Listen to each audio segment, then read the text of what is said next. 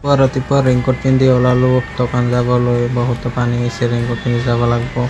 আহি দোকান পালোহি। দোকানতো বহুত পানী, বেয়া পানী দিছে, আজি ফালি দিছে পানী, একদম অৱস্থা নাই।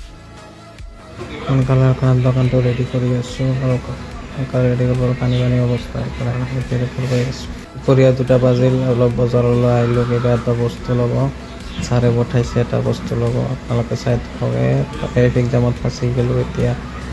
চাওক বিজনী ট্ৰেফিক জাম কেনেকুৱা। পৰা ওলাই আহি ডাবৰ দোকানটো পালোঁ।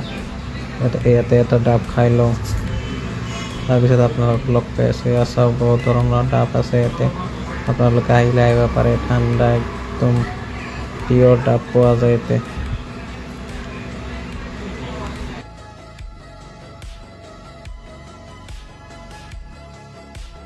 ৰাতি 10টা বাজিল, আমাৰ দোকান বন্ধ কৰাৰ সময় হ'ল। আমি দোকানটো বন্ধ কৰি বজাৰলৈ যাবলৈ ওলালোঁ।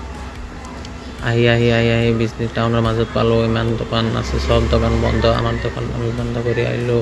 এয়া আমাক চাওক দাদা, আমাৰ দাদা মই যাই আছোঁ একেলগত ঘৰলৈ। আহি ঘৰে মাৰি পালোঁহি আৰু পানী হেন অৱস্থা। জোৰে পানী আহিব ধৰি আছে, আহিব চাগে পানী। অলপ দূৰ যাই ৰেইনকোটটো পিন্ধি ল'লোঁ। ৰেইনকোটটো পিন্ধি ল'লোঁ আৰু যাবলৈ ওলালোঁ ঘৰলৈ।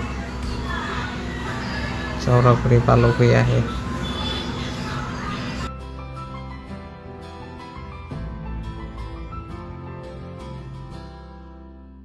আমাৰ বজাৰত তাতে ৰখিলোঁ আৰু পানী হেন অৱস্থা, একদম অৱস্থা বেয়া কৰি দিছে। একদম যি ধৰণৰ পানী আহিছে না ঠাইত, আপোনালোকে চাব পাৰে। চাওক কিমান জোৰে পানী আহিছে।